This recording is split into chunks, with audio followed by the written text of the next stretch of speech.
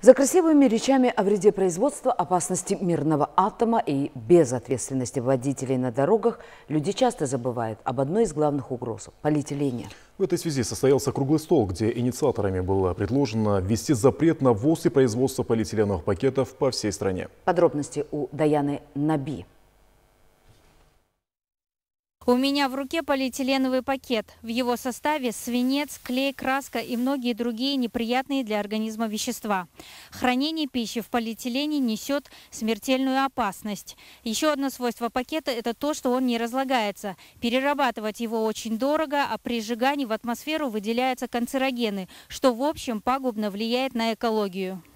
Ситуацию вокруг полиэтилена обсудили участники круглого стола. Из худшего лучше, чуть меньше вреда, чем от пакетов. Группа депутатов Джоурку Кенеша инициировала запрет на ввоз, производство, реализацию и пользование полиэтиленовых пакетов и пластиковой тары по всей стране. Я бы хотел сказать, что законопроект поддерживается и широкими слоями населения.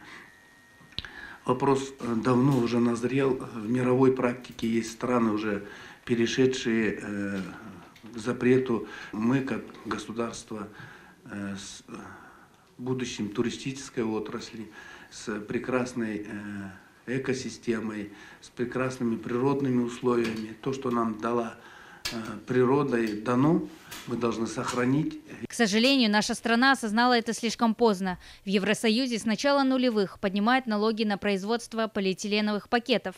А, к примеру, в Австралии и ряде штатов Индии, Сингапуре и Бангладеш полностью запрещено их использование. Есть категории штрафа, 3-й, 4-й категории за выброс, 4-й категории за скопление, за сжигание мусора. Там предусмотрены, там уже в кодексах прописано, поэтому мы, в общем-то, специально для этого вида нарушений отдельную сумму не предусматриваем. По словам участника круглого стола Акима из Исыкульского района Данира Иманалиева, проблема с полиэтиленовыми пакетами и пластиковой тарой на берегу и дне озера увеличивается в связи с тем, что люди не убирают за собой мусор. На территории Исыкульского района не 26%, а еще раз скажу, со своей ответственностью заявлю, что 60% составляют пластиковые полиэтиленовые пакеты. На самом первом месте стоит это вот такой вот пакет. Инициаторами также было предложено заменить полиэтиленовые на биоразлагаемые пакеты. Второй вариант – заменить их на бумажные. В них удобно хранить такие продукты, как колбасу, сыр и хлеб. На сегодняшний день, вот летом, способы изменить ситуацию есть. Проблема должна решаться не только на законодательном уровне. Основная часть работы ложится на плечи обычных граждан. Даяна Наби, Алмаз Нурмамбетов, Алато, 24.